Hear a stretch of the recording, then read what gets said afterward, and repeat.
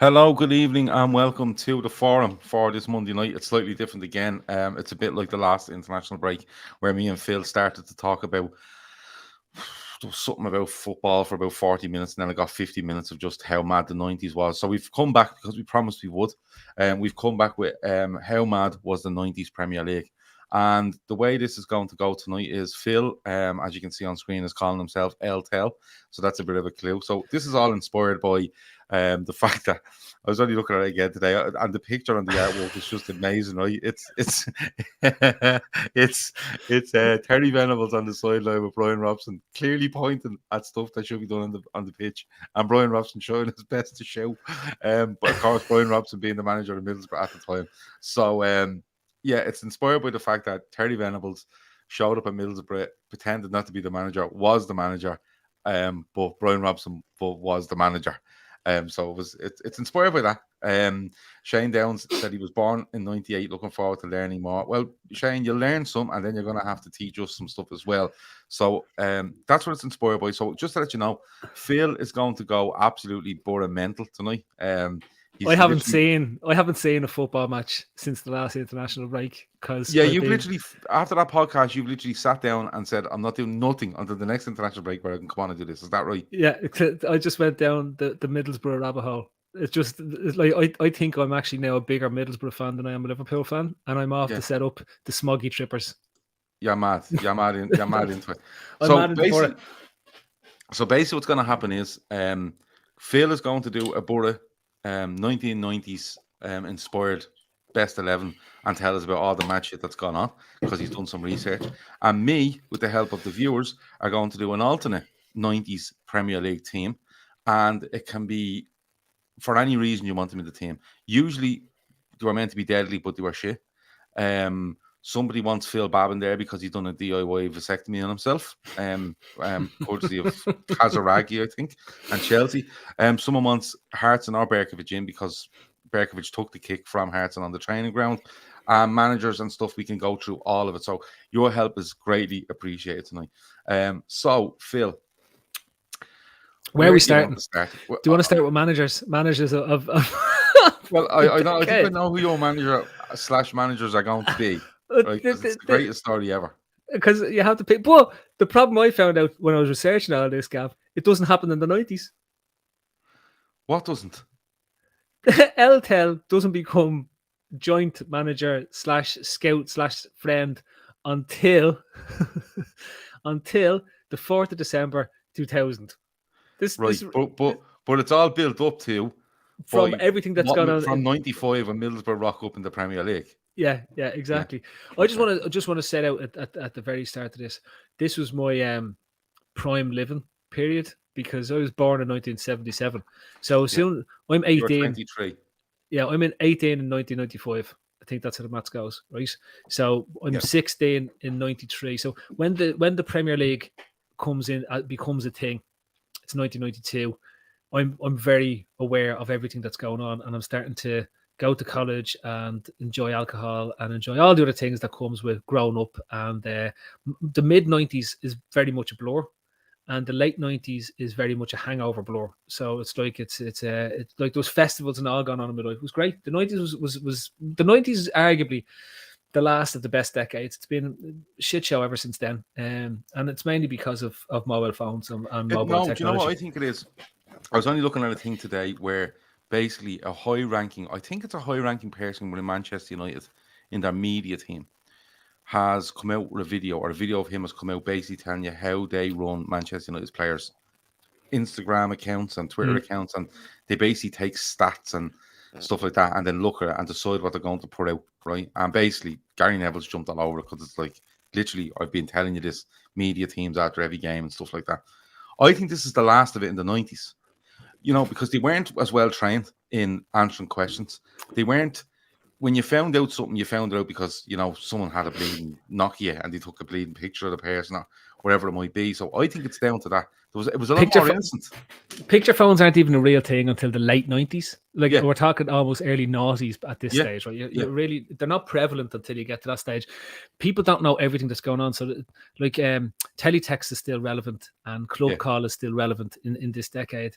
Information isn't quite at your fingertips. The internet is growing, but you used to have like a proper PC to go on the internet. And if you're born on a CD, not that you would, if you happen to be on Pirate Bay or something like that, it would take about 14 hours to get 12 tracks onto a CD. But instead, for anyone that's out there that's old enough to remember the old Britannia Music Club, where you could join up and you get your first 5 CDs free once you promise to buy 1 CD a month for whatever amount of months you're meant to do. And so what the trick was, you get on, get your 5 CDs, keep it for 1 month, and then cancel your subscription, and away you went. Happy days with 6 CDs in your back pocket. Right, so you just tweaked me on something there, where not in regards to CDs, like I wouldn't be a subscription man for CDs, but there was a thing when we were in secondary school. So I started secondary school in 1994, right? So I'm probably looking around mid-90s, and there was this thing where you could post off. It was like a game of Football Manager, but it was done by post. Yeah, I do. So you basically, what happened is you get this envelope in the post, and it'd be like, you'd have to sign up for it, and they give just a lot you a team, and you get it, and it'd say on it, this player, this is your team, this is what's happening, and you went through all the paperwork, and then you filled out a thing at the end as to what team you wanted stuff, and you sent it back, and then a week later you get the result back. You get result back. And I remember getting Shrewsbury Town. I was playing a Gay Meadow, and I had a huge transfer budget, so you're putting in bids for players and everything. But I don't know if anyone remembers that. You used to play Championship Manager by post. It was fucking amazing. It was, and I had a Commodore Amigas, and I would have maybe had known somebody. I almost said me, but it wasn't. Who had a small maybe back garden industry and being able to provide the copies of the CDs of the games to friends for nominal value at the time, and it was a handy service. But it was very frowned upon. Fact didn't like it, so that's all I'm saying in terms of, remember Fact something against something and something. It was something against something and T, whatever that was. So that was Fact back then, and there was great magazines were relevant. We had Loaded, we had Nuts, we had GQ, there was C&G, the computer and video games, CVG, computer video games magazine. On the television, we had wonderful programs. You don't get them as good these days. Remember the end when some random fella come in and just lie in a bath of beans and rats, let's say, and just let them run all over his face to see how long he could sit there and win a Toblerone. And it was, the 90s was great. It was insane. It was literally like, it really was people thinking that the world was going to go end in 1999 and then just doing whatever they wanted for 10 years until that. Like the Millennium thing. Everyone forgets about it now. But the world was going to end, do you remember? Yeah.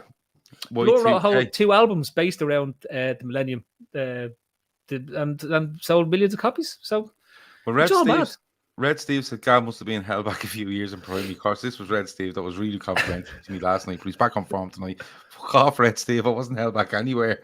I was born in 82. Miranda Cheese, DJ Cat on Sky with the fella the Dutch fella, Ray Coke.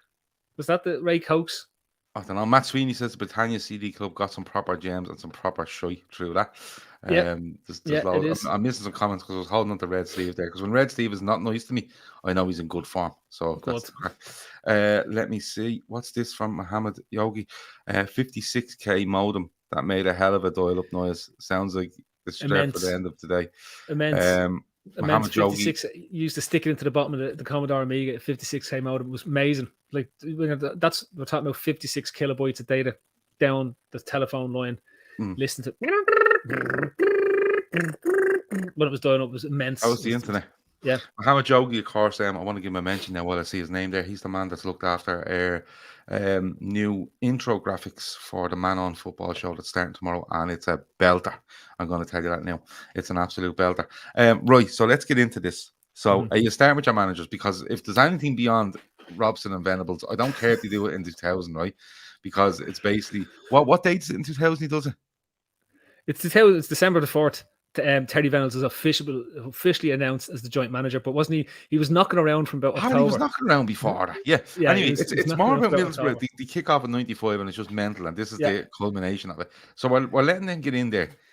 So Ayrton Park disappears at the start of the 90s, right? And they go and they build this brand new BT the Cellnet Stadium. the BT Cellnet Stadium, and they had a lovely big huge banner across their jerseys, BT Cellnet. And they sign 95, 96. They bring Juninho and Emerson. This idea of Steve Gibson's of bringing Brazilian flair to the Northeast, because Brazilians would naturally gravitate towards the Northeast of England, where it's sunny climes and Caribbean style climate and lifestyle that they had. And in 95, they get promoted, and it seems like an eternity ago, but I think they paid $5.5 million at the time for Juninho, and he was he 19 year old, 18 or 19? Was he? Yeah, he was they sold him to Atletico Madrid in 97, and they brought him back in 2000 after everything that went on. And then so essentially this 95, 96 is when they come back into the Premier League. They come up with Brian Robson. It's the start of what I call the real mid-90s brilliance of football. We've gotten over the hangover of the end of the 90s and the Premier League starting, and we've had that brief sojourn where Blackburn is relevant for 2 seasons or whatever it is, and now we're into 95, 96. This is when Middlesbrough rock up, and this is when football truly starts in England, is when Middlesbrough appear, this Brazilian Middlesbrough team appear, and for me it was the most important period of any football supporters team, because this Middlesbrough whole saga inspires Sky to produce Dream Team off the back of it, because it's the only way to describe it. Jonathan says, didn't the Argentinian goalkeeper quit football in 1988? Carlos Roa, he was part of a cult. He was part of a cult. He was Real Mallorca's goalkeeper. He was part of a cult. Punker backs it up. He says Carlos Roa quit football for a doomsday cult. He went off after the 98 season, after the World Cup. He goes off. He goes off to a ranch in Argentina, which was part of this cult where they were waiting for the end of the world at the end of 1999. Disappears after a year, then it doesn't happen, and goes bollocks and goes back and signs back from Mallorca and starts playing football again. Like that. Fucking mad. Imagine waking up on January 1st. Oh, that didn't happen. Ravanelli's getting a shout already from Kev O'Sullivan. He said, when they signed Ravanelli, he was literally like, how the fuck have you pulled that off? That's 96, 97. Yeah, that's the start of 96, because I think we played them on the opening day and we draw 3-3 in the original Ecru jersey, I think. Yeah. And I want to say Fowler, I want to say Barnes, and I'm really sure Bjornaby scores that day.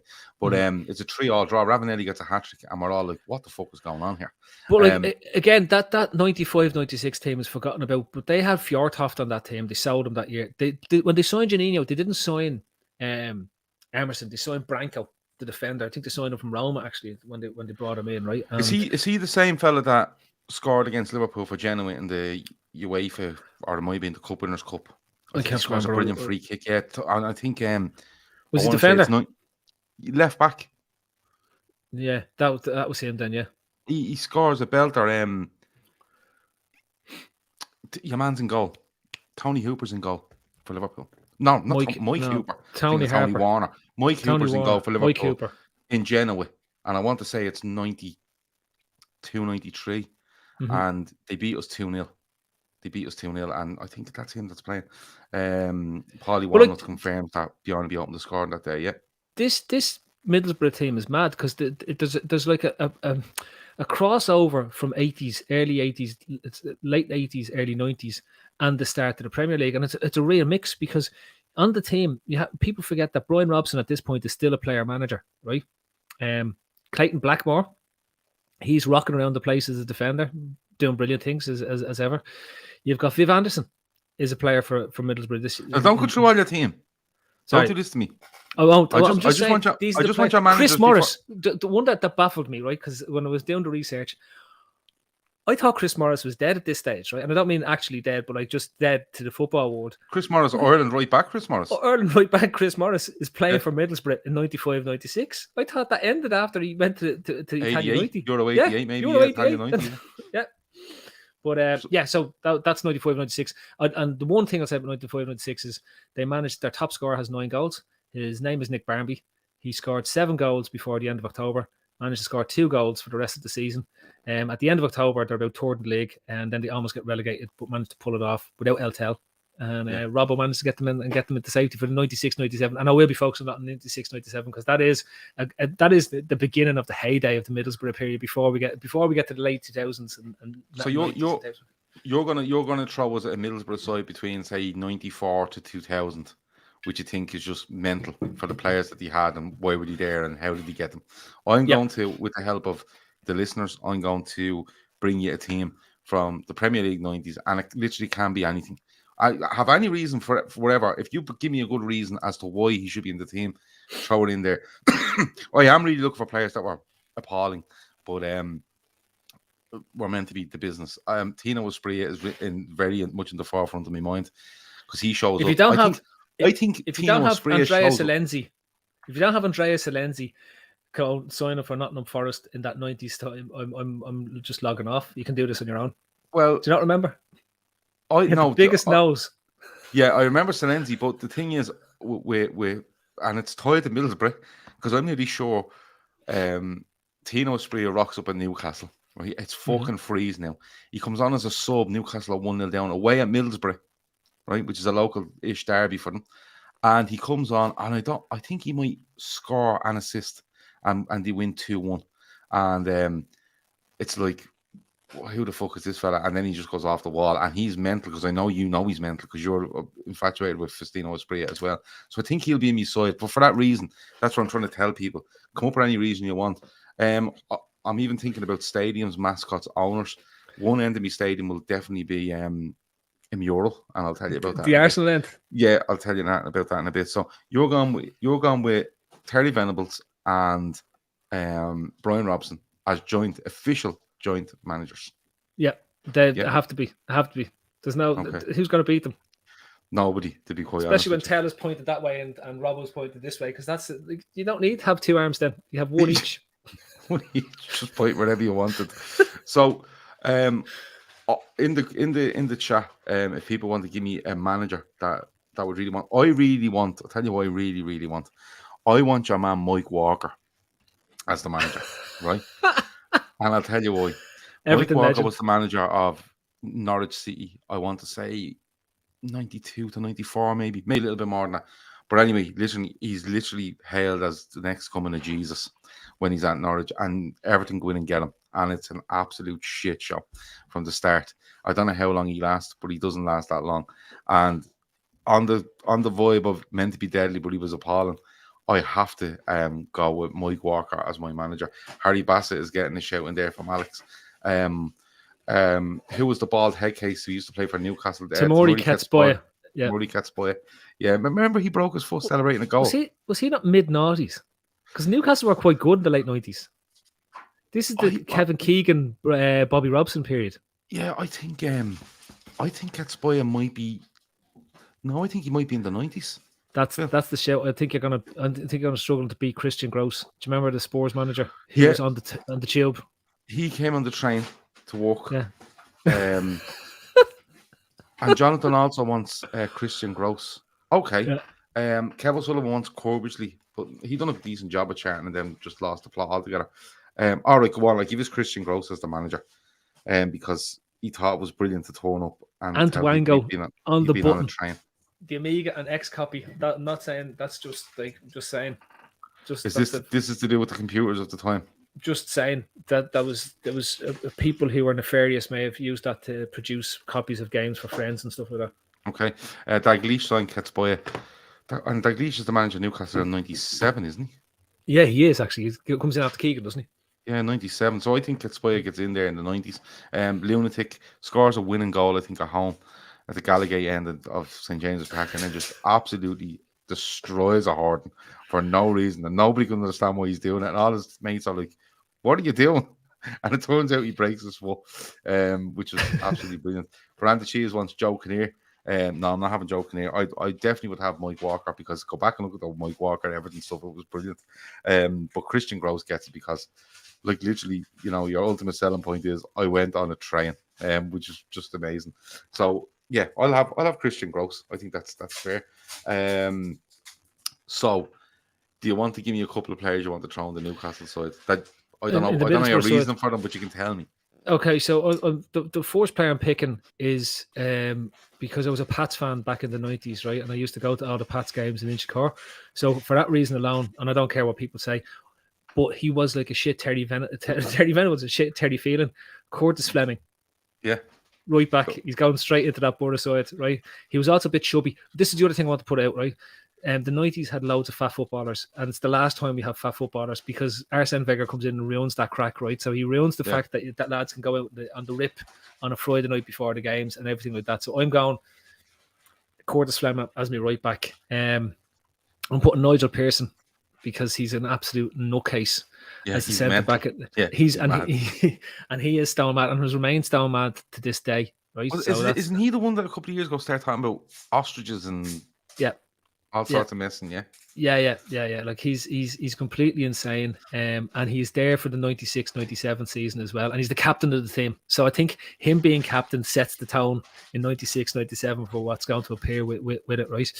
And then we'll come back to some other players, but that's what we got. The first two picks in the Boro defence are Curtis Fleming and Nigel Pearson, because I start to struggle because there's some mad names. There's like Vladimir Kinder who played for them, right? He was a Russian. Managed to pick up a random, but he could have been a CIS player because they weren't Russia at that stage. They were definitely something mad at that point in time. Yeah. And then we have there's some, like, you look at Gary Pallister's play for this. This is before Robbie Mustow's getting a mention. Steve Vickers is getting a mention. Can I just reassure everyone that Phil Stamp and Robbie Mustow are making this team, even though they're the same person. Nobody has ever seen Phil Stamp and Robbie Mustow together, right? They're just the same person.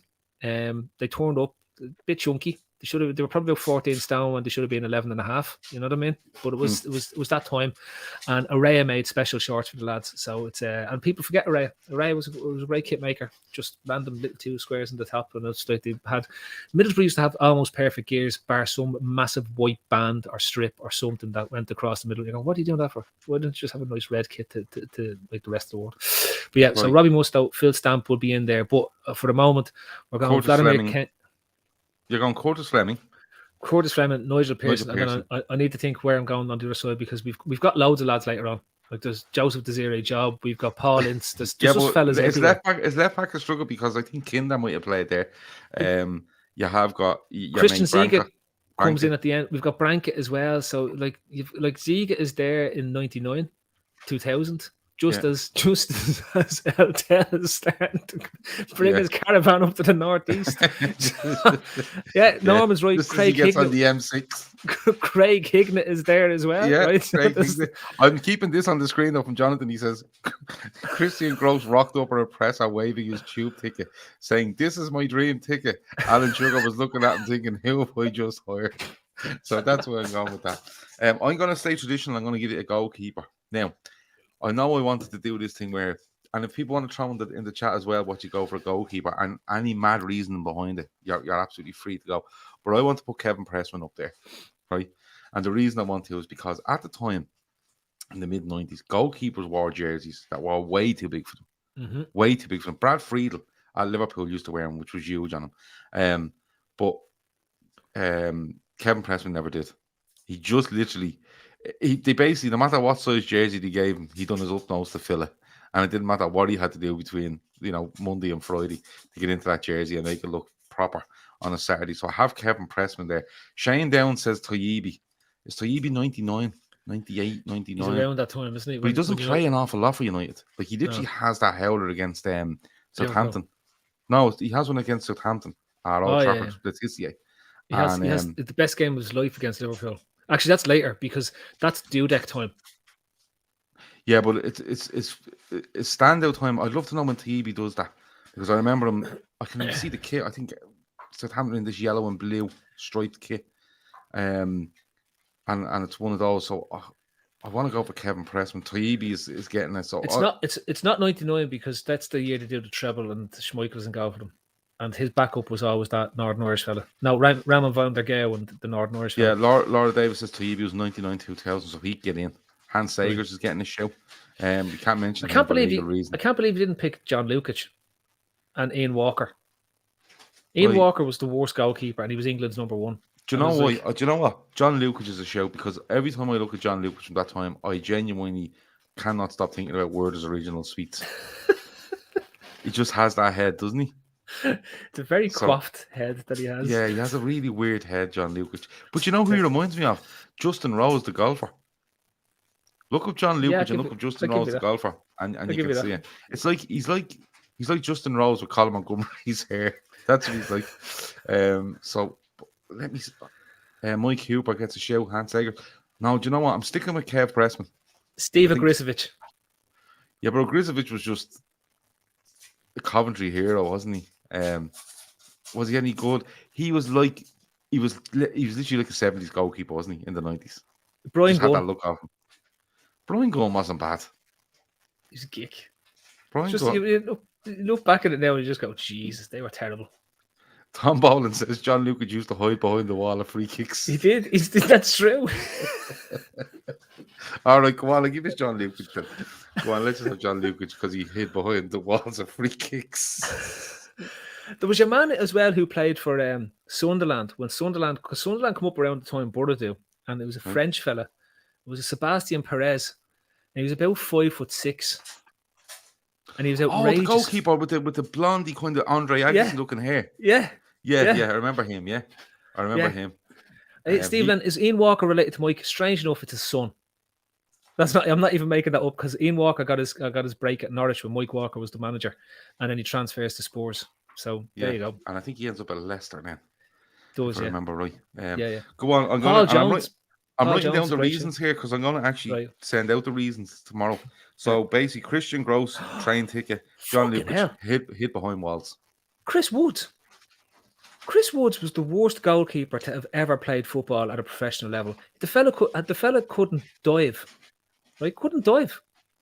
If anyone go back and watch Chris Woods, he falls to his knees and then tries to dive off his knees all the time. Everyone used to just chip him. It was like a computer game, fella. It just chipped the ball. Wasn't he touted as like the best thing ever? He replaced Peter Shilton. Yeah.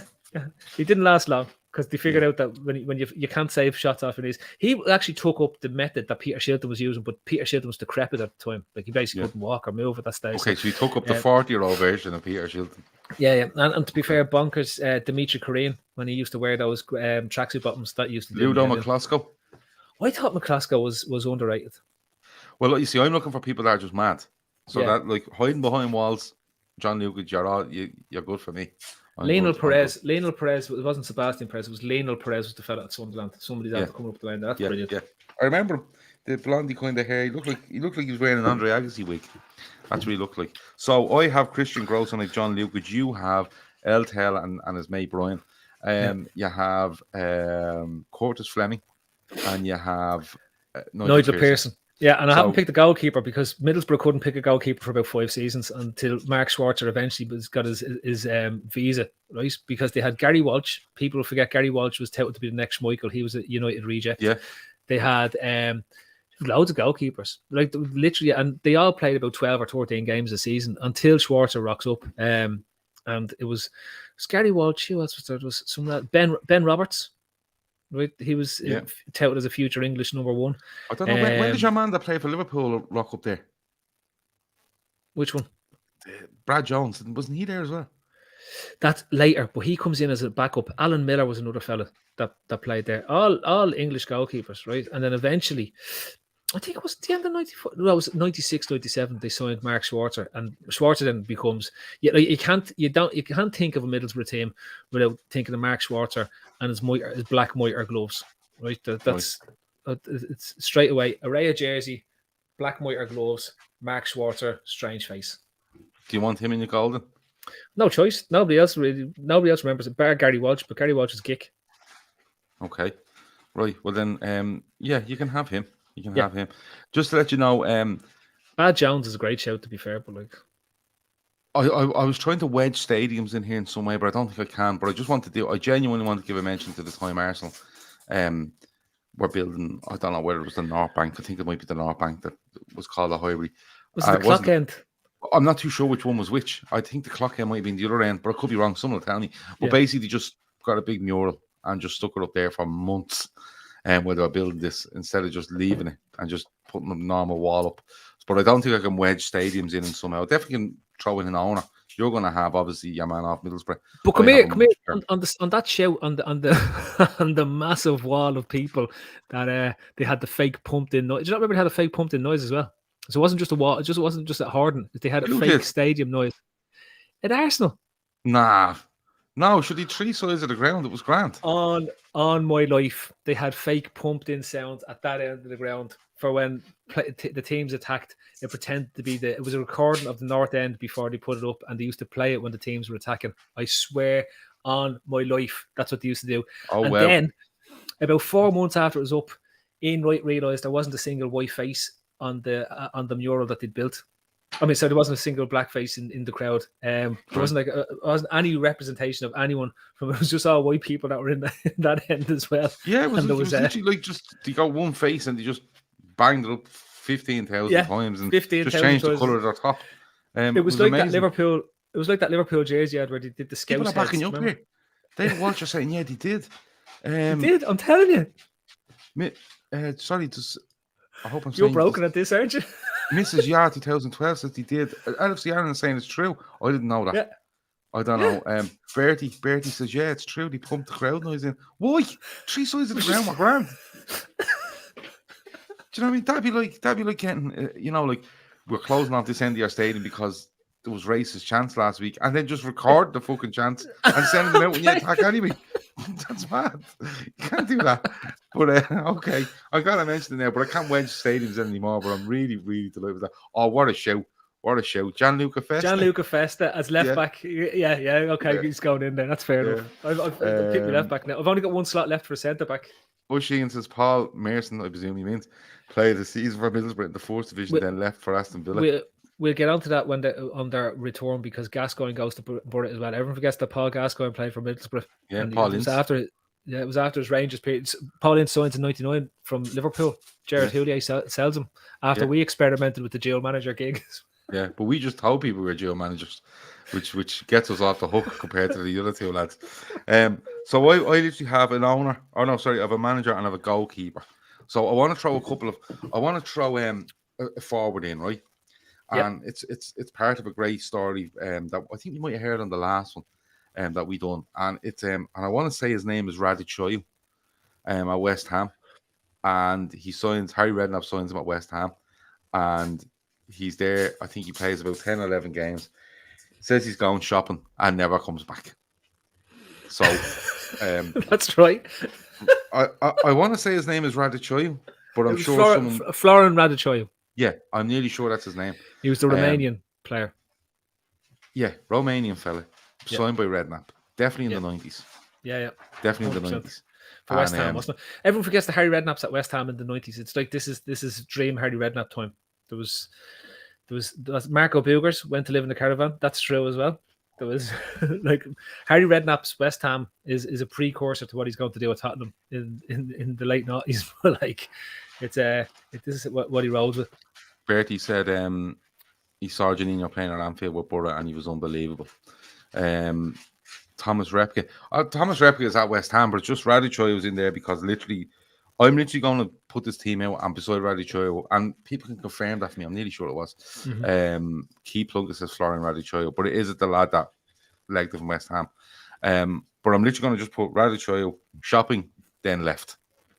And shopping never came back, so that's why you're going to get. Jesus, all that. I completely forgot that Swindon Town were in the Premier League in the 90s for the season. And Fjordhoft, and they signed. Swindon signed a fella, Joey Beecham, I think his name is. The people can correct me on this one. And he decides day after he signs he doesn't want to play there for them anymore and goes to Everton instead because his wife didn't like Swindon. Beecham. Yeah, Joey Beecham, I think his name is. Now, I'm sure. No, are you thinking of the right winger that had done a stint with Tranmere later in his career? I just know that this. No, I'm almost sure it's Joey Beecham. I swear to God. What was the little winger fella that played? There was a winger that played. He was a little. I think he was at Oldham as well. But he's a little blondie fella, really fast right winger. I'm nearly sure he's a stint at Tranmere. I think he might be at Everton as well. But I'd have to see. We'd have to look up the signings for Swindon in 1992 because they're there in 92 or 93. John Moncourt gets a mention there. That's where Fjordhoft comes from. Fjordhoft has a brilliant season with him. Darren Dunbar says Marcos at West Ham, jumped out of a hotel window and legged it and never come back. Another redknapp tale. What position did he play, Darren? Because he can definitely get in. I'll definitely put him in if that's the truth. John Moncourt. That's who I was thinking of. But Joey Beecham, right? Definitely, there's something about Joey Beecham. I did a quick look it up there. He signed from Oxford to West Ham, right? Lasted 58 days at West Ham and left and joined Swindon because the traffic was too bad driving from Oxford to West Ham. but that was like do you remember Unsworth? Yeah. Unsworth, I think, is at Everton. Is meant to go to Villa, right? Or he goes to West Ham or something. He's meant to go to Villa. Do y'all go to West Ham? He ends up going to one of them. He's meant to go to one and goes to another, and then decides, I know, fuck this, and goes back to Everton. Yeah. Have a look. Someone will be able to tell us exactly the Unsworth story. But Unsworth is definitely at Everton. Gets transferred out of Everton. Villa. Oshie McGlinchey says Villa, and then decides when he gets there, this isn't for me, and goes straight back again. Not got something to do with West Ham as well. But maybe Villa was definitely in the picture, but Villa and then leaves straight away. Harry was probably brokering the deal. That's what's happening there. There's a lot of throwing up Harry and then disappeared. Could you imagine that these days with 24/7 news and Twitter and stuff like this? Well, Margos gets in for me because, and I'm just going to put it up beside here, jumps out window. Okay, he's in there as a defender, and I have got Radic Choi up front who went shopping and never come back. So I'm good with that. So throw another. Oh, by the way, I'll have to pick an owner of the club as well. So any mad owners out there in the 90s, let me know. Phil, there was another couple of players at Middlesbrough there that you'd like in your team. I've to go with my last centre back. I'd love to throw Jason Gavin in there just because I could throw this as an all-Irish name, but I won't. Right? I think though I'm going to have to go with the man mountain. That was Gary Pallister. Okay. But Gary Pallister, does he go back there after leaving United? No, he must be, because Pallister misses out on the double, doesn't he? On the treble. Because he goes back. Pallister goes from Mills. I think Pallister goes from Middlesbrough to United, and I think he's a record signing for the defender. And then comes back. Gary Pallister comes back in '98, as far as I know. Okay. Right. He's their big signing and brings them home in '98, and I think he leads them to their highest position in the table. They actually did in '98, '99. That season they finished only 2 points off Liverpool, 3 points off Liverpool. Okay. Alan Kernan's getting a show here. Alan Kernan is a great show, for many reasons. Mainly because he couldn't play football. Okay. He could get in the way of things. See, you're confusing Marco Branca, who they also go and sign, the centre forward, the Italian centre forward. He gets signed. These all get signed around the time just after they get re-promoted. So not the first promotion, the 96, 95, 96, 97 period. Because remember, they bounce up and down. They're like the very first yo-yo team. I think they get relegated in 97 with Ravanelli. Yeah. And all the side. And they go down. They lose 2 cup finals that year as well. So the big thing about this Boro team, right, that sets the benchmark is the 96-97 season, right? 96-97 season, because in that season, and the key turning point is they get a dose of flu. We're still in the middle of a pandemic and everyone's getting sick, right? You can't. This is great. They get a dose of flu through this game. I think it's 24 hours before the Blackburn match, and they're meant to travel away. Robson's in charge. Yeah, Robson is in charge now. He's on his charge. If El Tel was here, he would have pulled a stroke here to make sure that they didn't turn up. They would have had the bus burnt out or something like that, so they couldn't go down the road, right? And they can't travel because they're full of flu, and they don't play a reserve side or anything like that. So they failed to fulfil the fixture, and they get docked 3 points by the league, despite them saying, "Look, we're medically unable to travel, whatever it is." They then subsequently get relegated that season by 2 points. By 2 points. Yeah, you had to forfeit the game and lose 3-0, I think. Yeah, but that's where they were docked 3 points in terms of what was there. So those 3 points would have had them. In terms of what they had at the end of the season, they would have 42 points. Instead, they end up with 39 points, and they go down. And the team's on 40. The team of 40 point goes down with them, which is Sunderland, and the two teams above them, Coventry, and I can't remember who the other team was. Southampton, I think it was. Both finish on 41 points, and that relegates them. But they make the FA Cup final, against Chelsea that year, and lose the FA Cup final. I think they make the League Cup final as well. They make the League Cup final as well. This is Brian Robson's triumphant hour, right? So this is the pinnacle of Brian Robson as a manager, and I think it was Ruud Hulla. Ruud Hulla's Chelsea beats them in the final. I can't remember who beats them in the League Cup final, but definitely the FA Cup final. When people still paid attention to it, they were beaten, and they're beaten soundly in the cup final itself. I remember Robbo being distraught, and I think this is where he started to fall out of love with football, because it results in Ravanelli crying on the Wembley turf. Do you remember? The Ravanelli was in bits because he'd scored about 100 goals for Boro that season.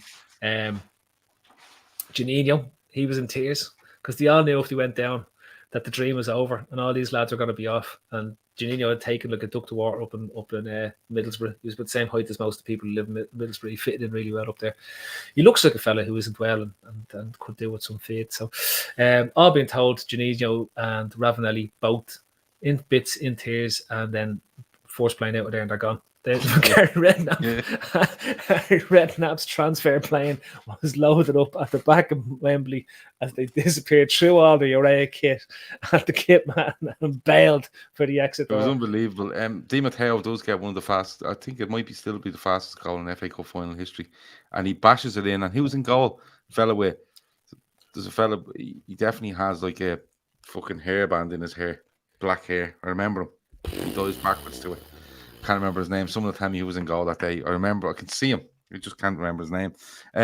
Owner wise, I'm going to put an owner on my side as well, and it's definitely Peter Ridsdale. Because I keep going back to it. The man had £1 million worth of fish in the boardroom at Elland Road and was handing out money like it was going out of fashion. And then it turns out, surprisingly, that a couple of years later they had no money left. Let me see. But Paulie Walnut said, didn't Sam Hammam give one of the players a camel as a signing on fee? Like he did.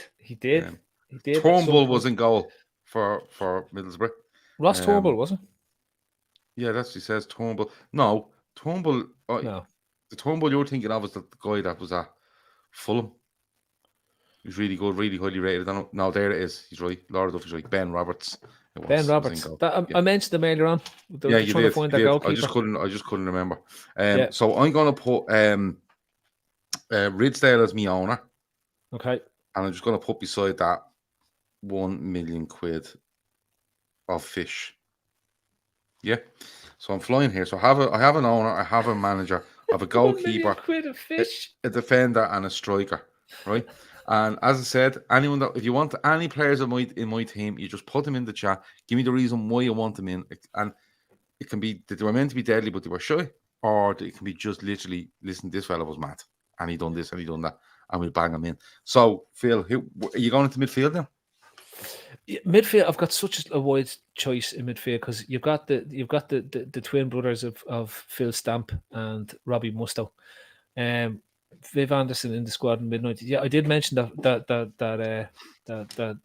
Viv Anderson was in the squad, but like, to be fair, he passed his peak at the stage. And given that we've picked Noel Whelan, remember Noel Whelan? You do remember Noel Whelan? He's later, but he's at Leeds mainly, right? And he only really arrives after the fun times have ended at Boro. Boro had stopped being. Malcolm Christie, is he a 90s Boro child? Later.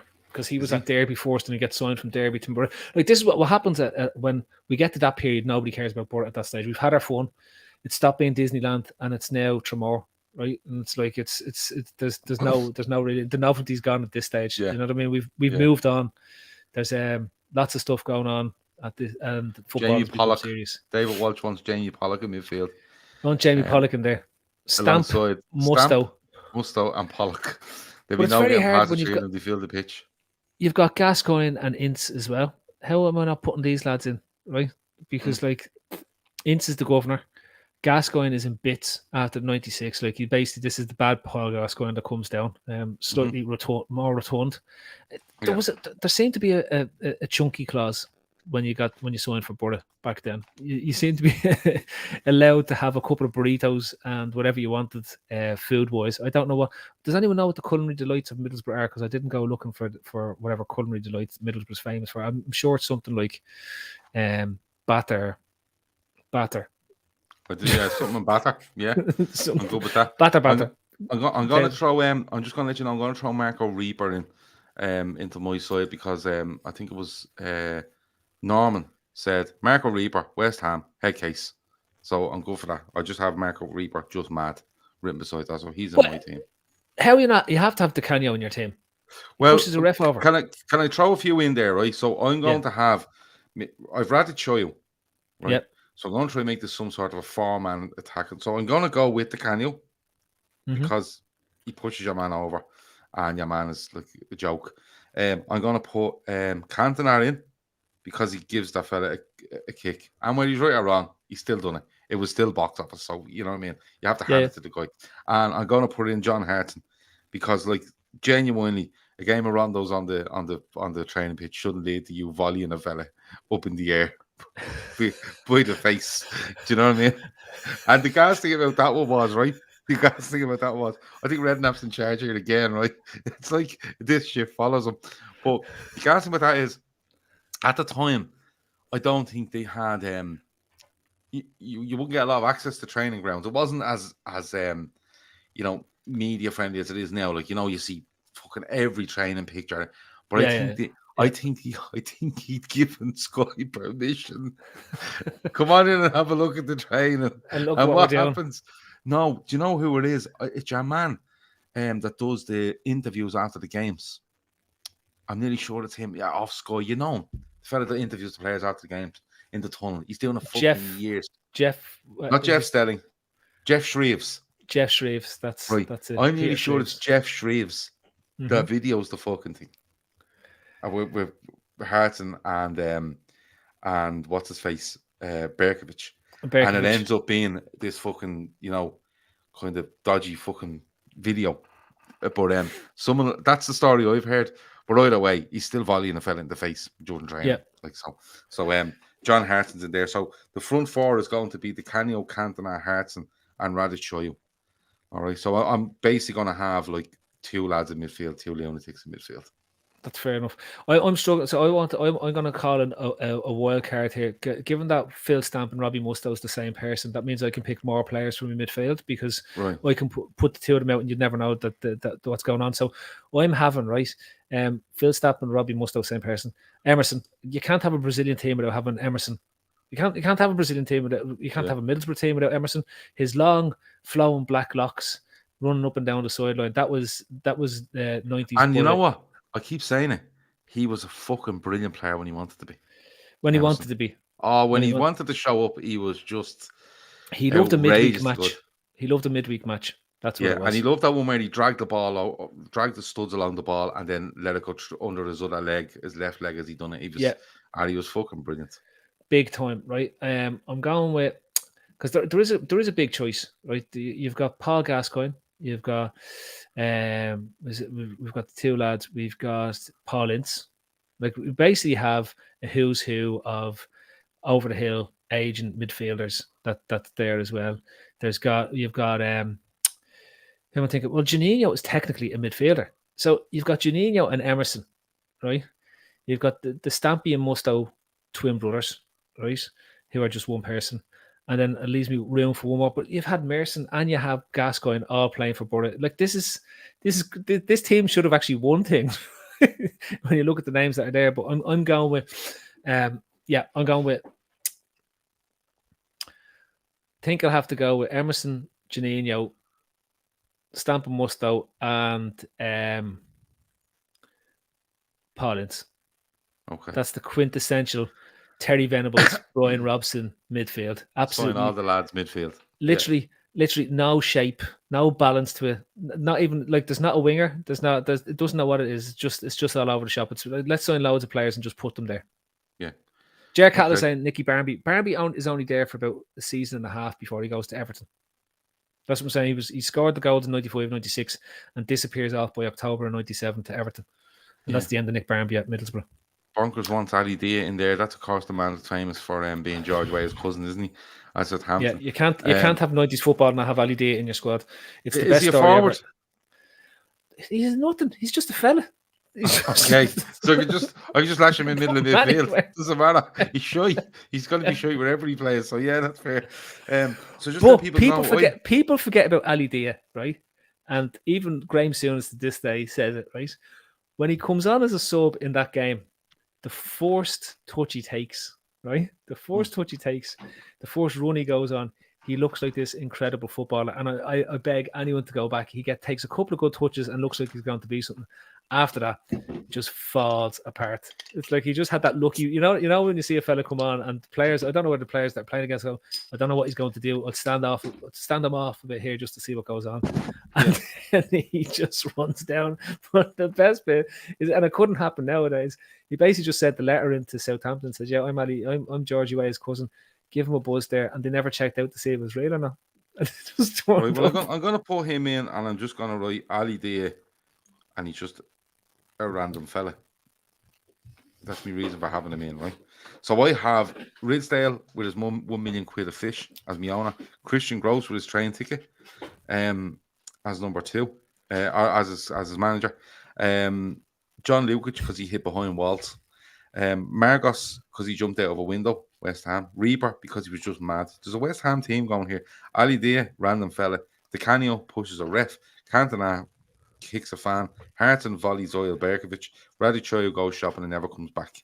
So I'm trying to work out here. Like I have a keeper. I have 2 defenders. I probably need a centre back and a left back. And then I have my front 4. So I'm probably going to have to go with a 2-man midfield of Ali Dia and one more. Can I offer 2 suggestions at centre back? Because there's one is the quintessential 90 centre back, right? Mm-hmm. Philippe Albert off Newcastle. Right? He was good. No, he wasn't.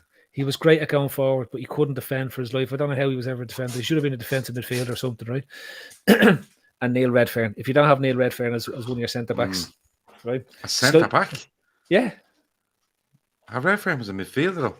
He wasn't. He was a centre back. That's who I'm putting in. Sorry. No, I have it. Who? Darren Dunbar. Brolin has to be Thomas Brolin. Thomas Brolin has to be in. He just turned up and ate everything and scored 1 goal and done his celebration from 1992. So in the midfield, I'm having Ali Dia and Brolin. And I decided Brolin, I'm just going to go 8 a lot. All I heard is that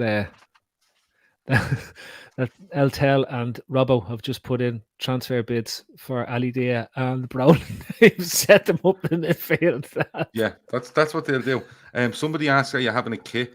And somebody did say up here, and they listen. You can't go wrong with this. Can we get Gav's team to wear the United Invisible kit? Of course, United at halftime complained that they couldn't see each other in this kit when they get beaten. I want to say 5-2 by West Ham or by Southampton at the Dell. I know they get done 6-1 in a blue and white jersey, but I think this might be 5-2 or something like that. But yeah, we can definitely have the United Invisible kit. I'm not too sure what year that was, but I want to say somewhere around 95-ish. But someone will let me know. LFC Aaron with a super chat says Boro also signed Emerson's cousin Fabio, but he only played 1 game for them in a year. True story. Chill. Absolute chill. Smirk fella wants the Liverpool white suits. As pre-match wear. Okay, fuck's sake. Okay, I'll have the pre-match. Pre-match LFC 96 final suits. Okay. I want 6-3 says Stephen Lennon. So does Polly Walnuts. Yeah, 6-3 sounds about right. Wasn't your man playing for them for Southampton? The Latvian fella. Southampton. Marion Parhurst. Was he not early 90s? Early 90s? No, I have a feeling he might be in around doing bits for them in the late 90s. But then again, this 6-3 is yeah, is it 95, 96? Then I have your man Egil Austin starting in my head as well. Laura Duffy says the Invisible Kid was 96. Was Egil Austin involved in that because I have visions of him scoring in that game as well. Egil Austinstad for yeah. Southampton. Yeah, Egil Austinstad, yeah. But there we go. Here's one. Here's one here as well. Smirkfella says all my players need to wear those nose bands that Robbie Fowler wore. Do you remember them? The plasters to open your airways. Wear Fowler nose things. Plus, you have to dye your hair when you go on international duty for a major tournament. Do you remember the Romanian team all dyed their hair blonde? Yeah. 98. Yeah, I remember that. And Andy Townsend dyed his hair blonde in 94. USA 94, and his knees swelled up, and he couldn't play in one of the matches because he had a reaction to the dye in his hair. Andy Townsend, of course, ex-Middlesbrough. Not much. He was really an Aston Villa fella. Yeah, but he was. But I think he ends up in Middlesbrough around 97. He does. It's slightly later. It's 99. I have a feeling he might score at Old Trafford in a game for Middlesbrough as well. He could have. Where are we talking? Hamilton, Rickard. Yeah, Owen, don't be worried. Okay, look, I'll give it my centre forwards. You have to go Ravanelli, right? Because everyone just thinks, even though he's only there for about 10 seconds, right? He's there for a season, scores loads of goals and pisses off while he cries and pretends he's upset about having to go, right? But you're all forgetting one of the key fake centre forward brilliances at Middlesbrough, Alan Boksic. Boksic is Terry Venables and Brian Robbo's man in 2000, 2001, and he scores about 4 goals, and everyone thinks Boksic is an amazing centre forward because 2 of them are absolute belters that he scores. Yeah. Hamilton Rickard is definitely going in there. I'm nearly sure I remember Liverpool fans wanting us to sign Alan Boksic as well. 100%, and it's the same fellas today who want us to sign all the players, right? There's Stuart Parnaby. That's the name that just come into my head. Stuart Parnaby. Yeah, that's right. It's like I'm having one of those moments for my man who has the ghosts that talk to him. Right? It just comes into the head there. And Dean Windass. People forget Dean Windass is a Boro player and has quite a large arse to go to. But Boksic, keep plunking. Boksic was brilliant to defend. Get the bow. Get the fucking bow. Not having it. He wasn't. He was great in Serie A. Yeah. Someone Andrea Silenzi. And if you don't have Andrea Silenzi in your team, I'm honestly going to be. Where does he play? He plays for Forest. Yeah, but is he a forward? He's centre forward. Fucking loads of forwards. I know you do because they're all shite. No, I'm putting Steve Morrow in. Stephen Lennon wants Steve Morrow, and I'm doing that because Steve Morrow, of course, the hero of the cup final in '93. I want to say Arsenal against Sheffield Wednesday. Does he score the winner? Darren Dunbar, fair show for Sheffield Wednesday's Paul Warhorse to play anywhere in the pitch. Do you remember he's the that's right. Paul Warhorse, of course, plays a centre back for Sheffield Wednesday. No. He's a centre. Sheffield Wednesday. Yeah, and then he goes to Blackburn. That's what I'm saying. Yeah. He goes to Blackburn. Yeah, off the back of him just being fucked up front for Sheffield Wednesday. Scores about 25 goals. But Morrow, of course, I think it's the 93 cup final. I think it's Arsenal's Sheffield Wednesday. I think it goes for replay. And of course, he's celebrating. He gets picked up by, I want to say, someone like Steve Bold and someone else, and you just fucking throw him from about 7 foot in the air, and he breaks his arm. And they're all going up to get the trophy. And he's in a jogger at the bottom of the steps. So Steve Morrow, arm issues. I'm just writing down beside that. So he's a centre back. So I've only one player left me team, I think, because if I have Lukic in goal, I've Marcus Reaper, Steve Morrow at the back, and then the 2 midfielders, Ali Dia and Thomas Brolin, and then up front the Canio, Cantona, Hart, and Radichoyan. So I've only one left, haven't I? You've only one left, yeah. I've got Boksic and I've got Hamilton Rickard up front, but I have to have Ravanelli up front. In terms of what's there, because it's how can I not? You can't have Alan Boksic and yeah. Okay. Yeah. Shout out for me for a midfielder for any reason that you put him in, not just because he's a hard man or someone that I'm really looking for, someone that came with a massive reputation and then just was absolutely appalling. And I could look at Liverpool for this. I could look at many, like John Jensen, the Danish fella that ends up at Arsenal. Shy. There's a couple more in there that were just terrible. Let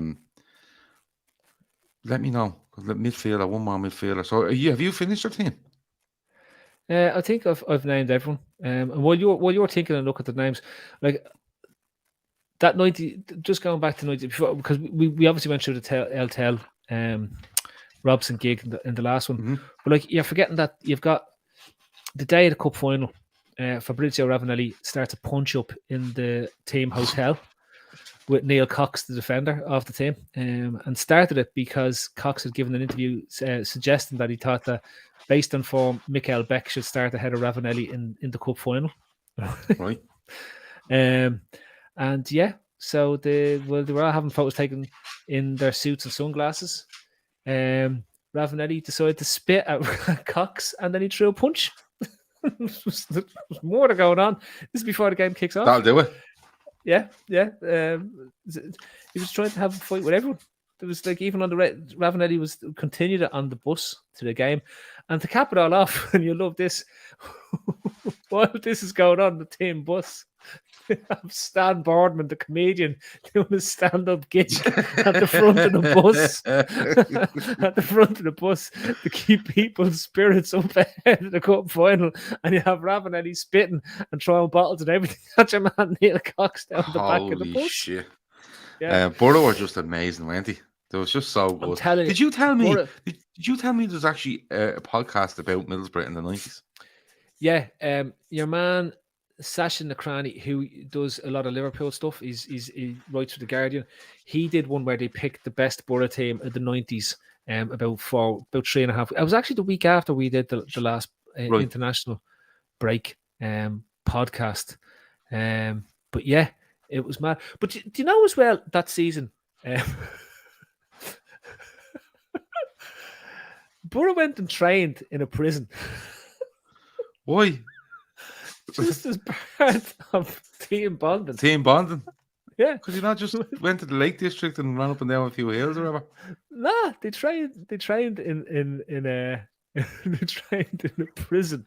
There was Robbo's idea of letting them show, how lucky they were to be.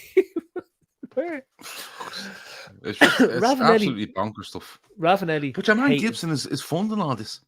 Yeah, Gibson was like the original version of what's his name, the Russian fella at Chelsea. Abramovich. Yeah, this was the first attempt at it, right? Yeah, but not getting anywhere with it.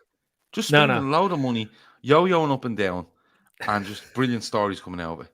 Like, genuinely, he would have completed football if he'd have stuck Harry Redknapp in charge there. Yeah. If he'd stuck Harry Redknapp in charge, we wouldn't have needed football anymore. We would have just lived off the stories and the carry on there for years and years and years. I'm with that. I'd love to see that. Listen, for me, honestly, I wish, I don't know if people watch it or have watched the football versions. All or Nothing. The Amazon series that they have at the moment. See, you've done one, sport, someone. Yeah. Hold on. Imagine if they could go back and do an All or Nothing Middlesbrough and just do it like as a running series for 5 years.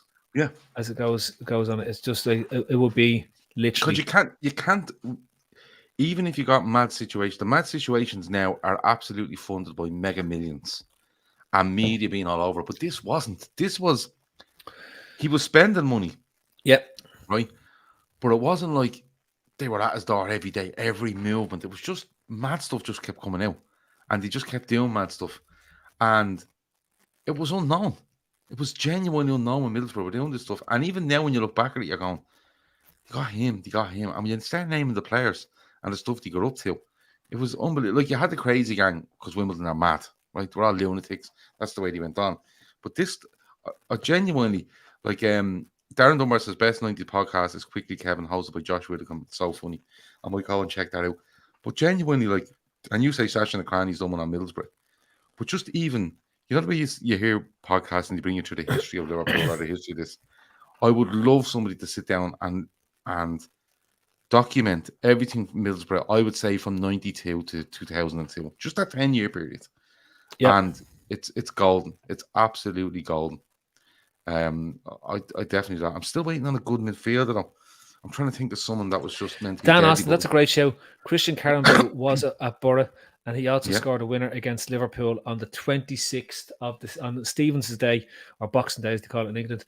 Could have been 2000 when LTL was there.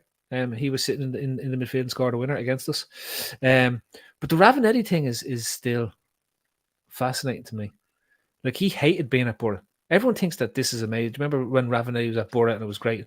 He hated every single moment of being at Middlesbrough. Right? But still banged in goals. Banged in goals, but he hated it. He hated Brian Robson. Hated him with a passion. In the cup final, supposedly, he was livid after the game because Boro could have won that cup final, except for the fact that Brian Robson forgot that he could use substitutions. They played through extra time and he never made one substitution. You probably couldn't get Venables on the phone to give him a final answer on it.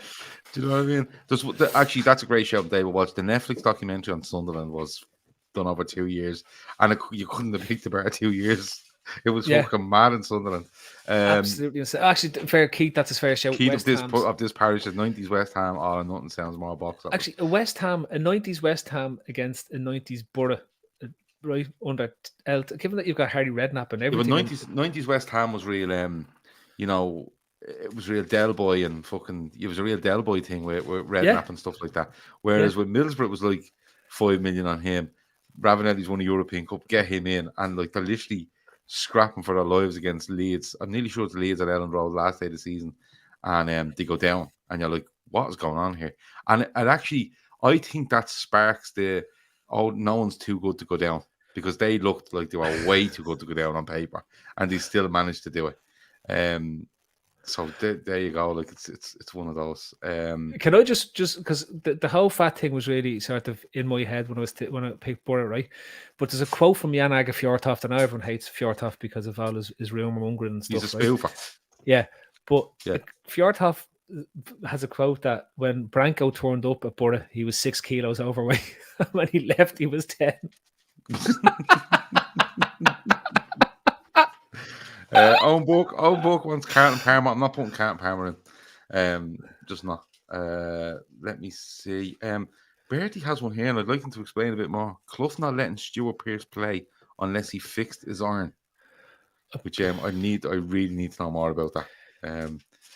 Let me see. Paulie Walnut says Dean Saunders telling the story of Clough trying to sign him. Prices. I need to know more about that as well.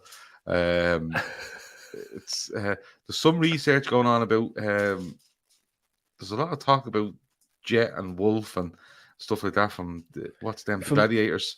The all gone mad for the Gladiators. Yeah, and then there's loads of stuff going on there about different people, and you know what's going on when you look at it. But have you finished with your team? Well, give us your full team. Go on, give us your full team. I can't remember at this stage. So you had Schwarzer in goal. You had Curtis Fleming. There's so many quotes. Just so you've Curtis Fleming. Hold on, you've who have you got in goal? Schwarzer in goal. Curtis Fleming, Nigel Pearson. Who I said Gary Pallister, but fuck, we put in Vladimir Kinder for the crack. Right, Kinder and Branko. Kinder and Branko, right? Mainly because Branko's come. No, Gianluca Festa was there as well. Mainly because I put Festa in instead of Kinder. Okay, so we have Branko who comes in 6 kilos overweight, goes out 10 kilos overweight. Right?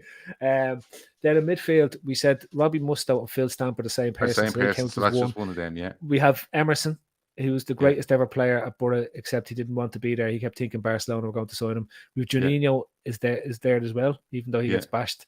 And then I think we've gone with the classic Paul Ince, right? Who's come in to solidify things for Boro just before El rocks up, right? So then up front, I've gone with Ravanelli, who never wanted to be there in the first place and hated being there, and Boxic, and Ravanelli prepared training in the prison because the prison ground was better than the Middlesbrough training. You have forgot Jamie Pollock, and I know who I have in midfield. I know who he is, and I get his name. I think he was an Eastern European player. He was with Sasa Chorchich. That is random as bejesus. Brilliant at Bolton, goes to Villa. people need to confirm that with me. I'm nearly sure his name was Sasa Chorchich, and he was at Bolton. And I'm nearly sure he's at Bolton. He's very good for them. Like, he's very, very good for them. 92, 93, 94, in around that time, maybe a bit later. And he's like, what a fucking player Sasa Chorchich is. And I'm nearly sure Villa signed him, and he's fucking horrendous for Villa. So Sasa Chorchich. I'm just going to write down broke Look Villa. at Keith being all serious. Emerson was woeful, lads. A journeyman who couldn't get a cap. Muck. Emerson, Middlesbrough. He was deadly. There you go. Dave Walsh confirms it. Sasa Chorchich, Bolton to Villa. Yeah. Owen Burke, Duncan Ferguson was absolutely insane, and he still is. Ferguson left Everton, didn't he? And he went to, was it West Newcastle? Ham? No, Newcastle, and then come back. He was the original Andy Carroll. They signed him around, I want to say 99. And I think he stays for a season, because when he comes back, he scores in our treble winning season. He scores against us at Goodison, and he's wearing number 29 or something on his back. I think he does a year at Newcastle. Newcastle signed him. I think, did he get rid of Ferdinand to sign him? Les Ferdinand? Yeah. But there you go. Yeah, no, make an absolute mess of it. Newcastle is another bleeding harebrained fucking stuff going on up there as well, and you're about to see it again. You know, one of those. Let me see. O'Shane McGlinchey says played for Palace after Villa. Churches was shy as well there, and he got relegated back to the first division. So Sassy Churches definitely gets in, because literally he was built up as this thing. When you see him at Bolton, he was amazing. Villa have made a brilliant signing, and he was desperate. He was desperate. We did loads of them in the 90s. Do you remember we signed Ivan Leonardson? Ivan Leonardson, yeah, Wimbledon. 97. Insanely brilliant at Wimbledon, insanely shite at Liverpool. Like, I remember him signing, being so excited, and he was absolute garbage. Phil Babb. Signed him in the summer of 94. John Scales. Season with Coventry. John Scales wasn't too bad for Liverpool. But we went through that period of signing £3 and £4 million centre backs, and they were shit. Three at the back: John Scales, Neil Ruddock, and Phil Babb. And it only ever worked when Mark Wright was there.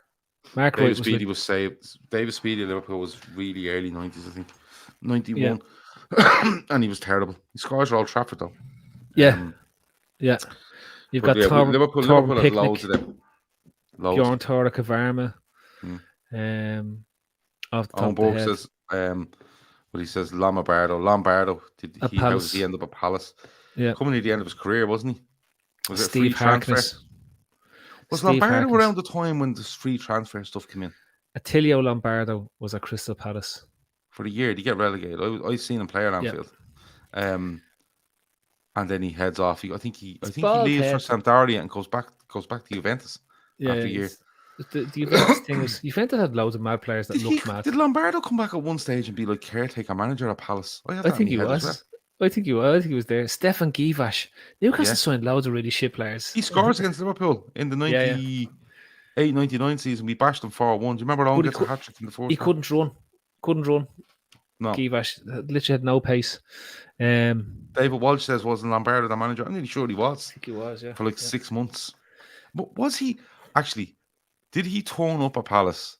They sacked their manager, who could have been Bassett, put him in as manager, and put Lombardo in as the player manager. And then after that, he went, "Fuck this," and he was out. And I think he goes back to Juventus. So there's a good one, Lombardo. Janino. Darren Dunbar says, when this game is played, can we get it abandoned halfway through for floodlight failure, please? Of course, wasn't that a big thing in the 90s where when the floodlights went out, you knew the game was fixed? Yeah. Yeah, it was. Yeah, you see that bulb flickering up there, you know it's coming. Yeah. Eastern European betting signal tickets or whatever it was that was driving it. Times it was there. Mike Marsh, Paul Stewart. Do you remember Newcastle signed your man Luke? The left winger from Deportivo. Was it Deportivo? Deportivo de la Coruña. He was meant to be deadly, and he was a Paul. We could do this all night. Some mega amount of shite signed in the 90s. Yeah, but it was really made up for it. It really was. Mixu Pataloinen, don't be fucking slagging Mixu Pataloinen. He was an Aberdeen legend. I won't be having that normal. But Mixu Pataloinen, I always remember from Bolton and Hibs. Yeah, but it was actually Aberdeen that he made his name in Scotland, because I'm an Aberdeen fan. Okay. Are you? Yeah. You ever been to Aberdeen? Yep. Have you? Yeah, I went to see the oil rigs. Right. Okay. I heard it's a bit grim up there in This Aberdeen. very grey. Yeah. I heard The sea, the North Sea.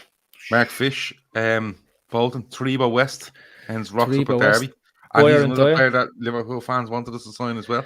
Antti Um, Niemi, the greatest myth ever, the yeah. goalkeeper. Of course, he was at Rangers and ends up at Southampton.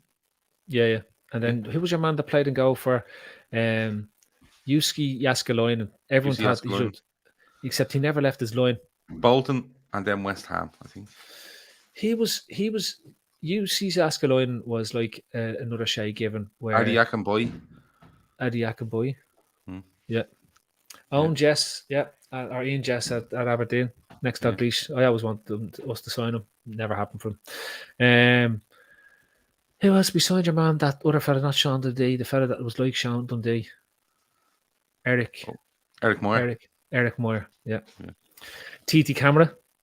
Key Plunkett says Mixie Pataloina made his name at Dundee United. There was a short stop at Aberdeen. TT Camara scored a fair few goals in Liverpool. Yeah. Mixie Pataloin's an Aberdeen legend. Get up the art, Key Plunkett. You wouldn't fucking know. You're not an Aberdeen fan like me. Graham Lasalle and that fellow I can't remember fighting. That was David Batty. Yeah. In the Champions Scott League for Booth, Blackburn. great shout. Fegard Hegem. That was another one. The fight between Lasalle and Batty, I'm nearly sure, is Champions League for Blackburn. I have a feeling it's like away at fucking Dynamo Kiev or something like that. Everyone forgets how bad the goalkeepers were back then. Like we had Alan Kelly and we had Shay Given at the time, and we thought we were set for forever. Here's a good one. I'll get back to that now. Gav, you need an assistant for Christian Gross to match up with Brian Robson and LTL. Bobby Guild. Will be a great combo. Bobby Guild is definitely in there. Jonathan, what is you? Bobby Guild. Just because he's Bobby Guild. I think that's harsh on Bobby Gould. He was great, he was. Yeah, I know, but it's brilliant. Ian Armoroyd. Armandroyd, sorry, the tallest winger in history. Ray Parler. And Ray he wasn't Parler. the tallest. He wasn't the tallest winger in history. There was a fella that played for Sheffield United. He was Norwegian. I'm nearly sure his name was Flo as well. Not Tor Andre Flo. Justin Flo. And literally Sheffield United literally just got the ball every single time and lamped it at this fella. And he stood on the side of the pitch. And then Norway took that up. And that what was the definitely Sunderland keeper with the long hair, French? Lionel Perez. We sorted that one out earlier on, Norman. Lionel Perez. If there's any more questions about players, ask them, because I think we're fairly good at remembering them. Bernard Diamet, says David Watch. That's a shoe. Bernard Diamet played one game for Liverpool and was meant to be the future of, and he injures his hamstring. Doesn't he nearly score an overhead kick? He was outrageously good in the one game he plays for us, and then we never see him again. Yeah. Yari Littman. We signed like Yari Littman. Way too late. Way too late. But when we sign him, then he's trying to help the players on the pitch, and Houllier gets into a snot over it and basically ostracizes him from the club for the rest of the days. What a waste that was. Lasalle and Batty fight was against Spartak Moscow. I knew it was somewhere over that direction. I did say Kiev. Jerkal keeps saying Mark Kennedy. Great. Kennedy scores the absolute belter against Blackburn Rovers. Remember? I'm trying to remember anything. He plays in the game that Redknapp scores the free kick that we beat them 2-1, but they win the league. Score that game. We win the league. Barnes scores. Barnes and Redknapp scores that day. Kennedy played really well that day. But the fella that Jerry Catt is really thinking about is one of our current fitness coaches. What was your man's name that played? Richie Partridge. And he went off to Coventry. Not the club anymore. No, he was. He's in Dubai now, I think. Remember, he went to Coventry and he was the best championship player in the world for about 3 years in a row, and everyone was waiting for Richie to break out at Liverpool. He never got the sniff of the ball when he got back. Tony Park's greatest caretaker manager in history. Yeah, especially in the 90s, probably. The other one, of course, is Abraham Grant. Peter and Love at Coventry. And of course, someone said earlier as well, didn't they have the two Moroccans, Mustafa Haji and Chippo? Was that his name? Chippo, no, it's not Chippo Milton. His name was Mick Chippo. I think his name was, and the other fella was Mustafa Haji. Someone will tell me. Paul Coventry. Every year when the season kicked off, they used to talk. Darren Huckabee at Coventry. Yeah, this thing with Coventry, until they get relegated, every year the season used to kick off. And the first thing on Match of the Day was how many years in a row the Coventry had been in the top flight Yeah. the only team they ever did it for, because the Coventry never. The one time Coventry was relevant was it 85, 87 when they got to the FA Cup final and Keith Not 80. Houchin. It's not. I don't think it's 87, is it? Well, Keith Houchin. Do you remember he scores the diving header? Oh, it might be 87. Spurs. Yeah. Yeah, it might be 87. Then yeah, you're right. It was in between us winning the FA Cup in 85, 86. And then losing 88. Yeah. So I think that's Spurs and Coventry in 86, 87. Was it a 3-3 draw or something that was mad? And Coventry had their Hummel kit, which was like a light blue version of the Denmark kit that had been in the 86 World Cup, which was that sort of red and pinky colour that they had on it. It was phenomenal. Now we're back to the 80s again. I just want to start thinking about 80s we've kits. drifted out of the 80s now. Sorry. Massimo Macaroni is one of Steve McLaren's signings, so that's out of range. We stopped. Yeah, I was thinking maybe that was a bit out of range because that when McLaren goes in there, he starts bringing Stuart Downing, and I'm not talking about any team that involves Stuart Downing. So that's that. That's fair. So just to let people know, all my players have to wear the Fowler nose thing. Okay. Pre-match, we're wearing the 1996 Cup final suits belonging to Liverpool, which of course wear the cream effort, or white, whatever way you want to look at it. Our away jersey is the United jersey from '96 away at Southampton when they're beating 6-3 because they couldn't see each other. Right. Ridsdale is the owner, okay, because he had £1 million of fish.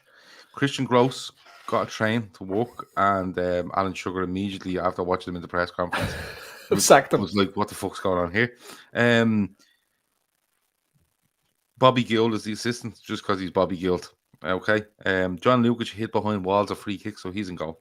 Margos jumped out a window, West Ham defender. He gets in. Reaper was just mad. Again, West Ham. Steve Morrow broke his arm trying to celebrate a cup final, so he gets in. And is that, do I have how many defenders there now? Margos, Reaper, Morrow. Did you not have Marco Booger somewhere? No, I might be short a defender. Actually, might have to come back. Midfield, Sasa Chorchich, just terrible. Absolutely terrible. And Thomas Brolin. No, sorry, I put Chorchich in. I went 3 at the back. I have Chorchich, Brolin, and Ali Dia in midfield. Ali Dia, of course, the man that was George Weah's cousin when he wasn't really. Brolin just turned up in England and ate everything around him. And Chorchich was deadly at Bolton, and then was appalling from there on in. And then the forward front was Paolo Di Canio because he pushed the ref. Cantona because he ninja kicked fella in the stand. Harton because he volleyed his teammate during training in the jaw. And Radichoy because he went shopping at West Ham and never came back. So that is my Premier League team. Managers, sorry, owners, I'm making a quick substitution, and it does border on it. I'm binning Pallister, and I'm bringing. Oh no, we can't fit him in because Branco's too big. So we bin Pallister and we brought Branco in because he went from 6 kilos to 10 kilos. So that's Kinkladze. I can't believe you left out Georgie Kinkladze from your side. But Kinkladze was good. Yeah, Kinkladze was good. Uwe Rosler. How have you not included Uwe Rosler in your team? Oh yeah, Uwe Rosler. Yeah, right? And you know what? He was meant to be deadly and he wasn't. Yeah, Uwe Rosler. Yeah. He was poor. Do you know something? I'd say there's a few at Man City that you thought were going to be deadly. Do you remember the brothers that were at Man City? Yeah. Whitley's, the Jeff and thing. Whitley's. They end up playing for Northern Ireland, don't they? Yeah, everyone ends up playing for Northern Ireland if they don't get I wanted to get Tino Esprit in, but I just couldn't do it. He didn't volley enough people, to be honest with you. So he's too nice and he's too good as well. Yeah. Misunderstood. My jerseys, by the way, is the classic combination of the Middlesbrough with the white band across the front of the thing with Selna, BT Selna, and then the away. I'm going with the straight away kit, which is the white one with sort of a blue sort of cross that goes across it that also has BT Selna across the front of it, right? Even though the Fabrizio Ravanelli jersey was just a plain red jersey, didn't have the big white band across it. People, that's a mental thing that you don't have. But don't you have this thing in your head that whenever Liverpool bring out a jersey, if you don't like it, you just compare it to Middlesbrough? Yeah, I say that's a Middlesbrough jersey. You do that jersey all the time, don't you? Yeah. If there's too much white in Liverpool jersey, it's a Boro jersey. That may as well be. Yeah. If there's too much any sort of white on a Liverpool jersey, you just go, well, you might as well just fucking call it Middlesbrough one, and then that's the end of your argument. You just leave it at that, and it's like no one's arguing with you. but you'd argue anyway. I remember one day in a WhatsApp group, you had an argument with yourself over about 9 messages over the space of about 7 hours where no one else replied, and you just had a breakdown over the jersey, and it was so fucking good. But let me see, the Farley triplets. What the fuck is going on here? That's true. They were with That's QPR. true. Just sounds like the Nolan sisters play for them. No, the centre forward fellas. One of them was meant to play for Ireland. Farley, Gareth And he Farley, played- like No. There was 3 brothers. 2 of them played for England, and one was Farley. able to play for Ireland. I don't know if it's Farley, but one of them was playing for QPR. He was a centre forward. He played for QPR for ages as a centre in the forward. 90s. Yeah, and he, I think he had one English B cap, and it prevented him from playing for Ireland. And we thought he was going to be the next hot shot super team player. That's Fair play, good. Jonathan. Pony kit manufacturer. The kit manufacturers were great. Pony was with Southampton, wasn't it? And Spurs. And Southampton had Draper Tills. Remember? Yeah, Araya was Boro's choice of brand. And then you've got so many random teams like Sheffield Wednesday and Sheffield United. They all had random kits. There was all mad stuff that was there. Masisa was one of them. Bertie pulled you up there and he says you're thinking of Kevin Gallen. That's who you're thinking of. That Kevin played Gallen for Ireland, but played. But the Farley triplets who were with QPR makes me. And Dicko was saying Gareth Farley. No, Gareth Farley was the fella that was with Everton. He plays for Ireland, Gareth Farley. He's with Everton. Do you remember? Was he not with Bolton? He was with Bolton and Everton. Right. He ends up playing with Everton. He's with Everton when they nearly go down in 99. Remember that ball was over the line, Dion Dublin. The Staines were the 80s because that was Luton, because there was Mark Stein. Mark Stein ends up at Chelsea, doesn't he? Yeah, and then there was the other ones as well. Doesn't he break a Chelsea scoring record, scoring like 9-10 games in a row? Yeah, there was Brian Stein and Einstein. That was the 3 of them. Max Stein, Einstein, and Brian Stein. That thing about the Farley trips is throwing me completely. So there you go. Rod, the Ray, Wallaces as well. Danny Wallace, Ray, and Danny Wallace. Of course, that was the 90s. See, I think what happened is that because football was still a bit local, it hadn't gone completely mad at that stage. You still had loads of teams signing local players, like the Boltons and all that type. And then they just go mad and just sign everyone from all over the world. Well, did you see this? Slim Pickens says Stig Tofting, Bolton's Hell's Angel member who watched his dad kill his ma as a child. What the fuck is going on? The best goal I've ever seen by a defender in the Premier League, and it's in the 90s. And it's Spurs away at Ipswich at Portman Road, and I want to say a man's name is Stuart Nethercott. Oof. And he goes into a tackle. About 25 yards from his own goal, and it mills off him and flies up the other end of the pitch. It goes in the top corner. I think I remember that goal.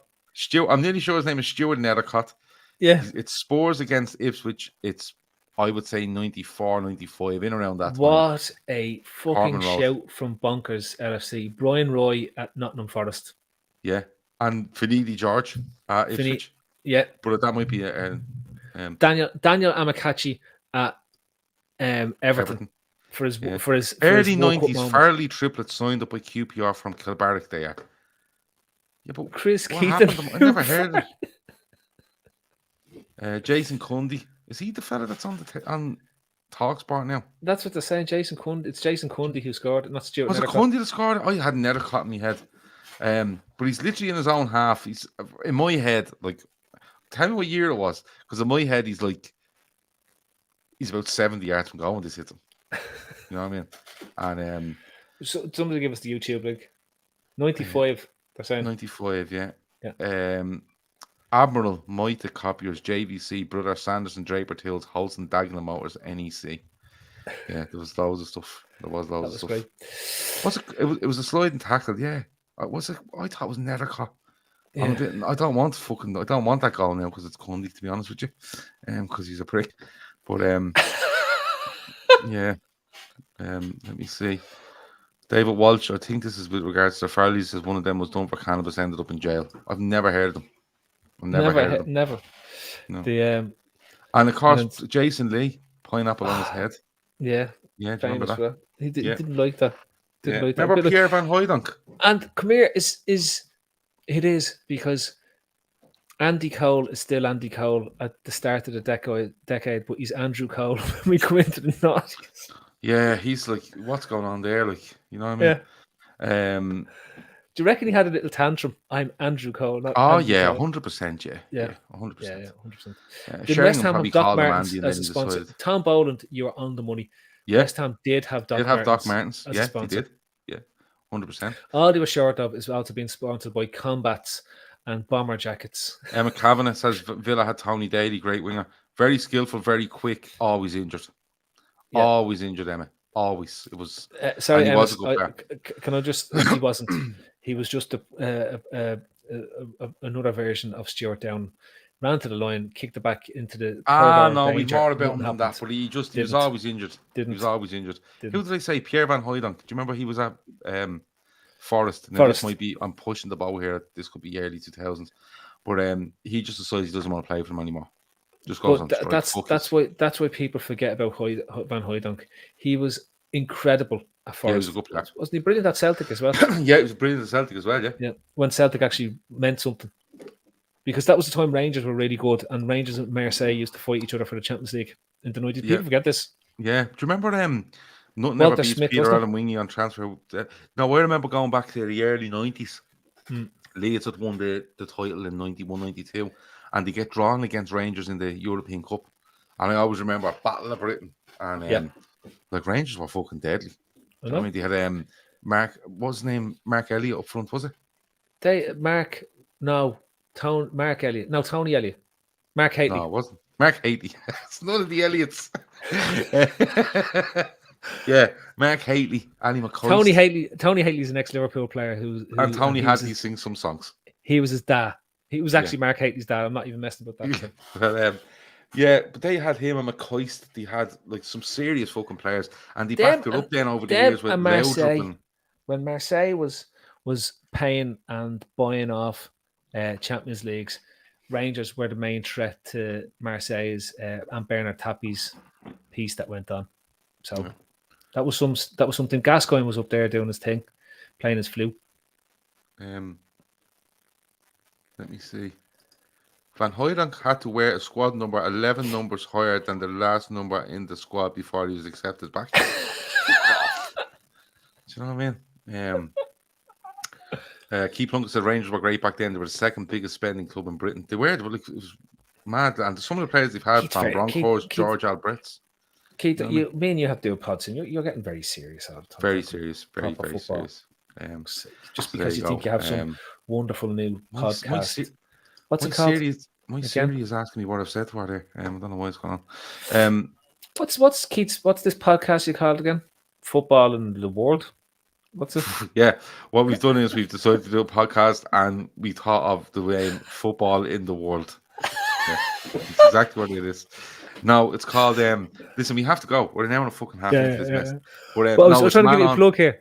You're doing a great job. It's Man On Football Show, and it starts tomorrow, 10 o'clock on this new channel. The link is in this description if you want to go. And so is there no show in here tomorrow night? There's no show on the Trippers tomorrow night. Can I come in and just do a dance? You can do whatever you want. I'll give you all this. I'll do it at 9:30. I'll do a dance at 9:30. I'll express Middlesbrough in the 90s for half an hour through dance. Okay, all right. Dance and miming. Well, no, the link is in the description if you want to check it out tomorrow. Basically, tomorrow night show is at 10 o'clock. What we're going to do is we're going to put it onto this new channel, but we're also going to release it when we're finished. We're going to release the video onto our channel and also onto our audio thing as well. But when we get going properly, it will have its own audio feed and stuff like that, and it will remain exclusively on its own channel. But basically, tomorrow we're going to go through what we're going to do on this show in the couple of days, weeks, months, and years, hopefully.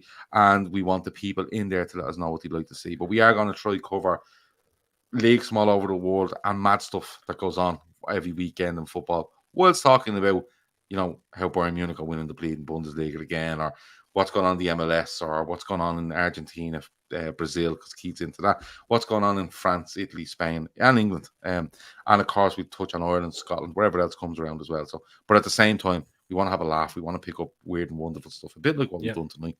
So that's what it's about. When I retire from podcast at the end of the season, I might come on. Yeah. Okay, good stuff. I'll lash that in from mid-June. I think so, because I think after 10 years doing the Trippers, I'll be done at that stage. I think this is my testimonial. Okay, so basically, when you're doing podcasts now, it's just going to be you reminiscing over stuff or finding just mad stuff to talk about. I think that's the results don't matter to you anymore, don't you? No, you don't. I was going to say no. I want to do 15 minutes on the match yesterday, and I just whatever happens. Nah, no, we're not doing more on the match. Laura Duffy says the craziness of the 90s has never left the Cop of Libertadores. I was showing a clip there of Internacional against Gremio. Internacional, I think, win it. It's a derby. And Gremio look like they're going to be relegated. So the International players come out with like cardboard coffins and start waving them around the gaff. Literally after the final whistle, there's more that goes on. And of course, as soon as I see that, I just think of Keith Plunkett. And what Keith's going to look after our South American stuff, and he's also doing a show every month, which we can't say too much about, but you're going to love it. You're genuinely going to love it. Phil, anything else before we go? I want everyone to go and just enjoy themselves. It's the international break. Ignore football. Okay, good stuff. Yeah. You can do that. This should keep me going because the Bears kick off at 1:15, and then I'm in the gym at 5, so it's going to be a short night. Oh, okay. Is this American football on tonight? Yeah. Bears are playing the Steelers at 1:15. Monday night here. Monday night here. I thought he'd only done that on a Sunday because the lads in the schools play on a Saturday. No, they heard I was doing this pod tonight, so they said to hold off the game. I'll lash your back, give them something to watch after. Okay. Yeah, no, but I've got to go feed the baby now in about 20 minutes. So Red Steve is looking forward to football in the world tomorrow. Can't beat football in the world. Football in the world is going to be immense. But now, genuinely, if you hit the link in the description, hit subscribe, tell your mates. Do look, it's Shawnee, it's Keith, it's Gav. It's the Future of Football podcast, and they're talking about football in the world, and it's called Football in the World Man on the Podcast. That's what it's called from now on, right?